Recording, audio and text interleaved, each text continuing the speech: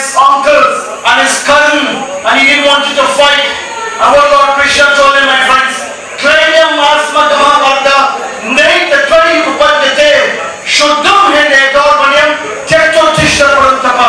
he said to him, yield not to the weakness, not because he's your relative that you will feel weak. You must stand up for what is right. And if God will tell you to stand up for what is right, not because you're standing there, you must stand for what is right, because it runs in your blood, my friends. And this is what we do. And all the scriptures across talks about that. As we continue with the platform for change, you will hear from the scriptures of God speaking the truth for standing up for what is right, my friends.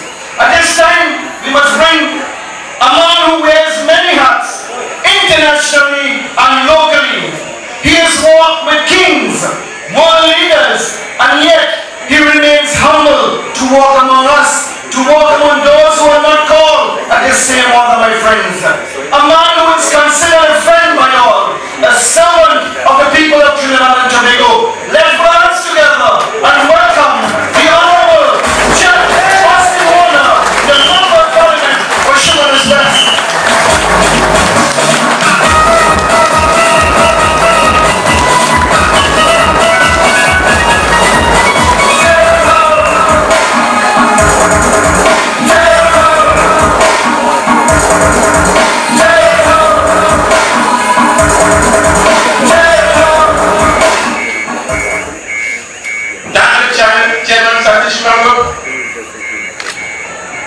My colleagues at the head table, my constituents, I'm sorry I can't do much about the weather tonight, so forgive me for that, but my constituents, and all of you who are listening to us on the airwaves,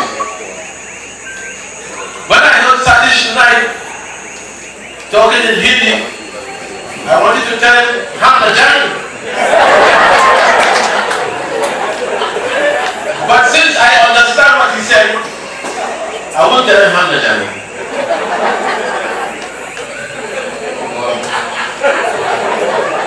Some say, some say. Thank you very much, Satish. Thank you very much. My dear colleagues and friends, I am here tonight because I believe that you, my people, are more honest judges of truth and integrity than the myriad of politicians who sit in the corridors of Parliament. I am here tonight because I have been maligned consistently by those with vested interests, and it is my duty as one of your leaders to offer you a perspective which I know you will trust. I am here tonight, in a word, because I am one of you.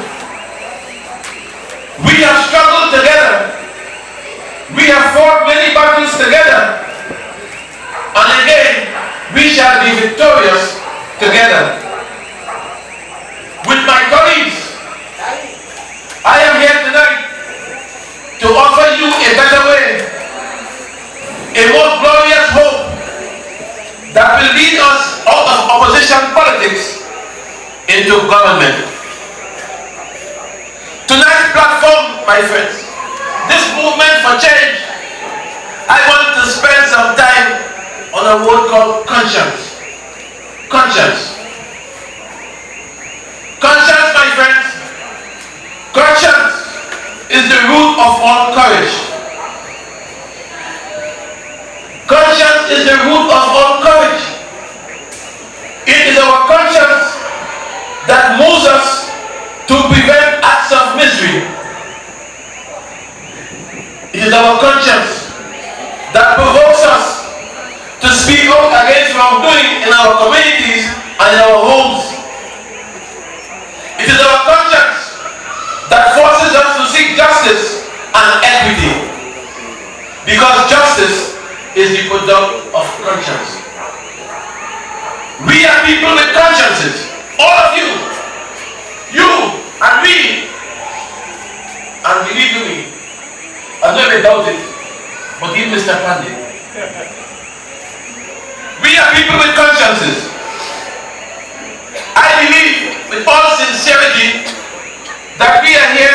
for a purpose. I believe in all sincerity that all of us have a special work to perform. All of us have influences to exert which are peculiarly ours.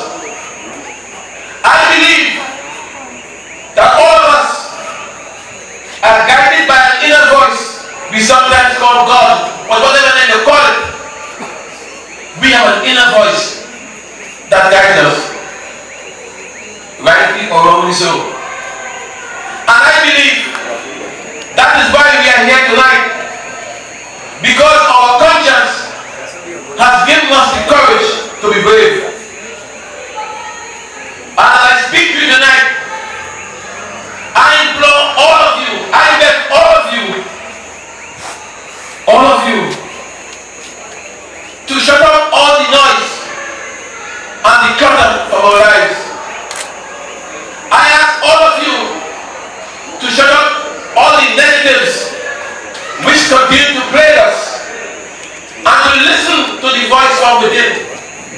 Tonight I ask you, in fact, no, I beg you to listen to the voice from within. It will tell us, it will tell you, it will tell all of us what is the right thing to do. My dear colleagues and friends, we have said time and again that the need to demand change within the UNC, which we will never leave, I'll come to that again just now. The need to demand change within the UNC was based on a guilty conscience. We felt guilty as leaders in the party when, upon reflection of the support you have given over the years, if your vote, with your money, we felt guilty when over the years, we failed to win elections. We failed to win elections year after year. We felt guilty as your leaders when we watched disappointment on your faces after hearing the news time and time again that we lost.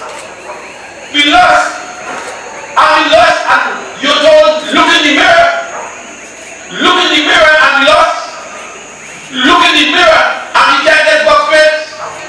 Look in the mirror and we can't get roads.